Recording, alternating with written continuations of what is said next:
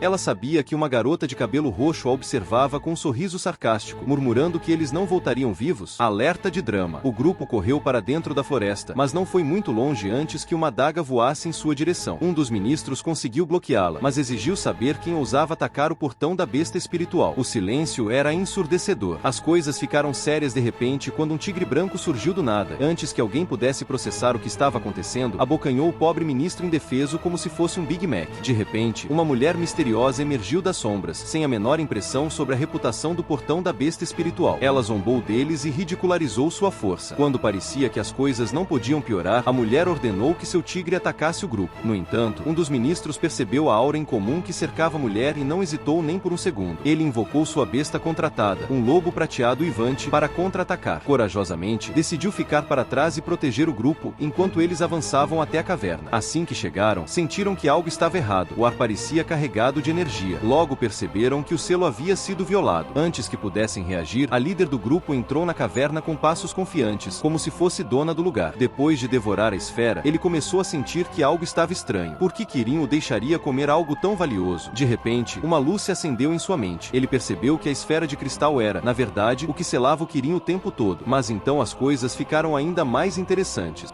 Galera, vocês querem que eu continue chamando ele por Pequena Pupa? Eu coloque um nome. Deixa aqui nos comentários que no próximo vídeo eu coloco um nome nele. Fechou.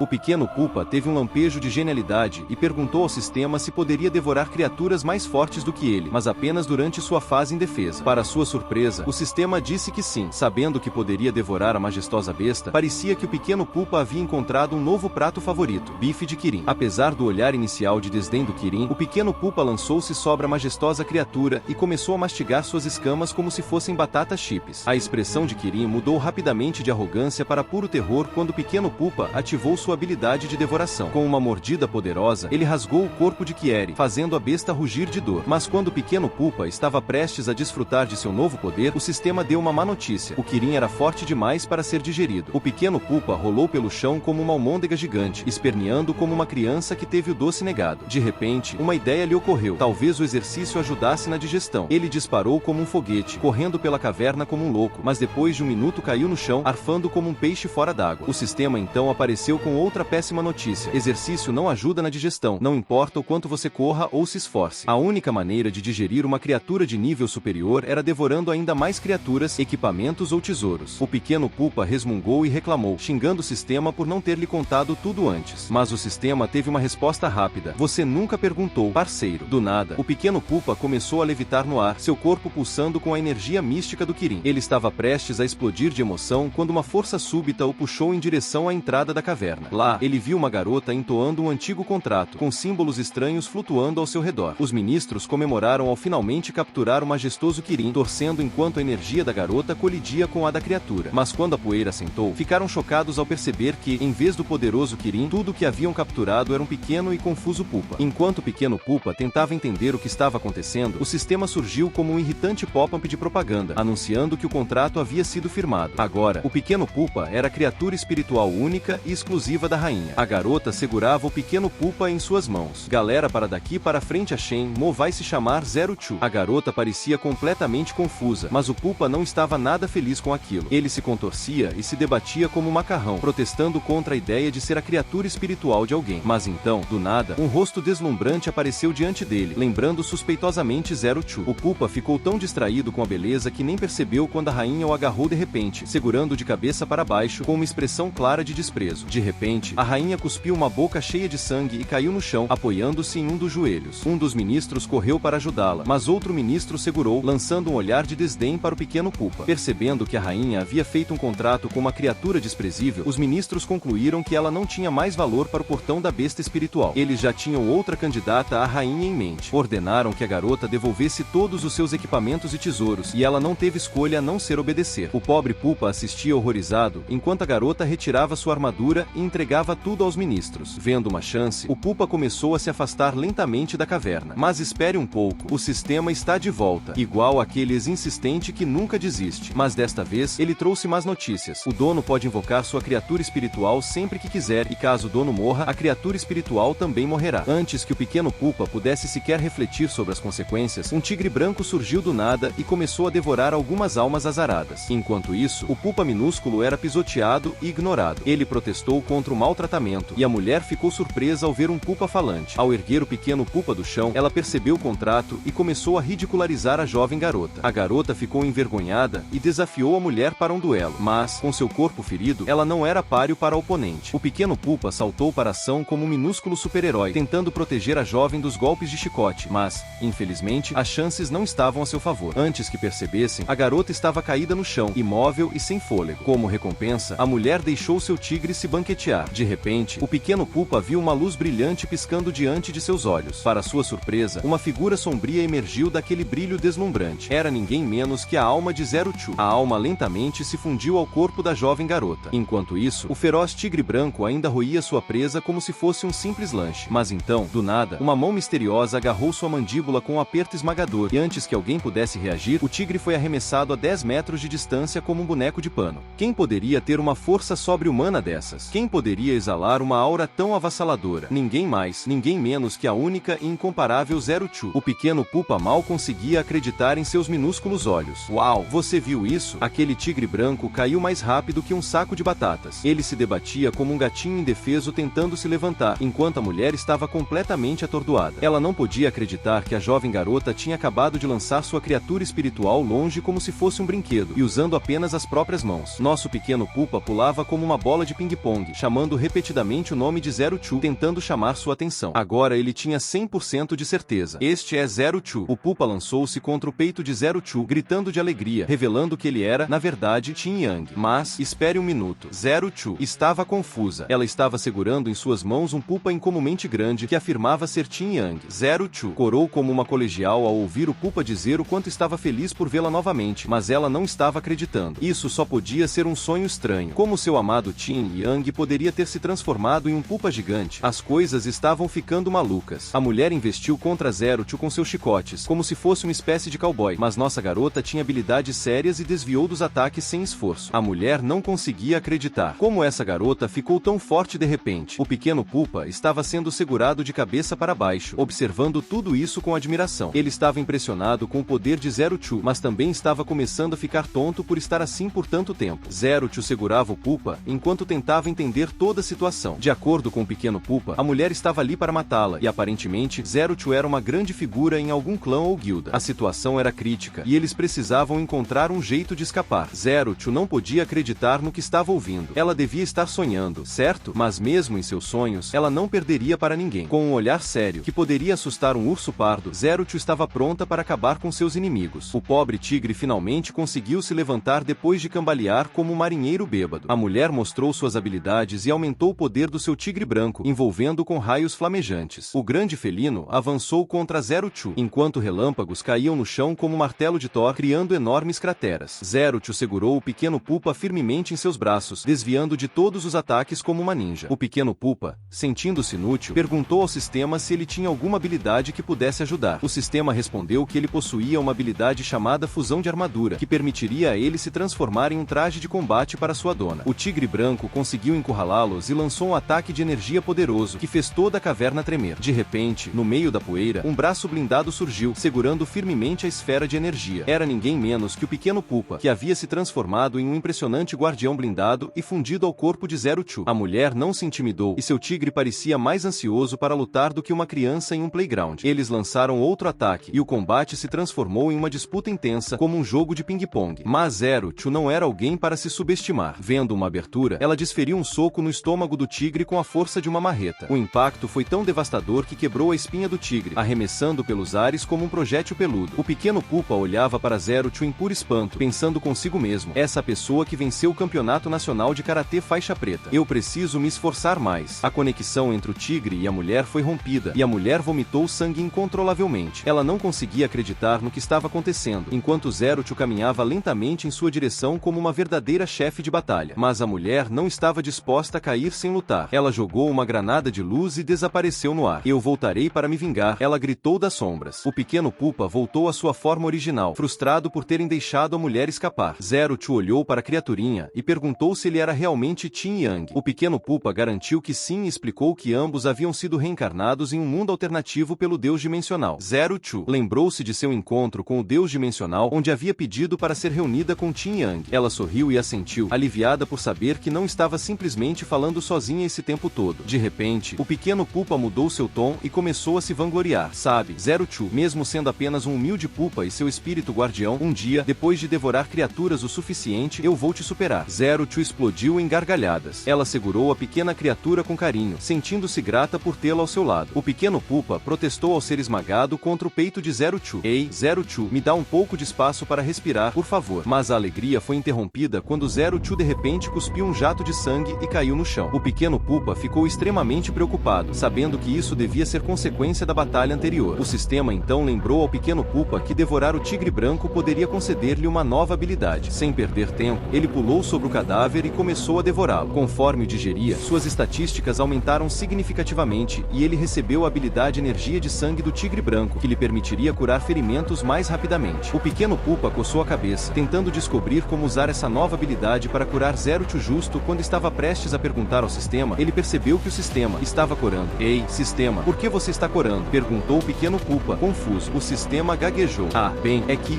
a única forma de aplicar essa habilidade em outra pessoa é através do seu saliva ou sangue. Os olhos do pequeno Pupa se arregalaram em descrença. Sem outra escolha, ele começou a ajudar Zero Two a se recuperar. Zero Two agradeceu, sorrindo. O pequeno Pupa respondeu com uma grande marca vermelha no rosto, resultado de um tapa. Foi nada demais, disse ele, tentando disfarçar. Enquanto isso, a notícia sobre a queda da rainha se espalhou pelo portão das bestas espirituais, mergulhando o lugar no caos. Os discípulos corriam de um lado para o outro como galinhas sem cabeça, até que uma mulher se adiantou e anunciou que ela seria a nova rainha.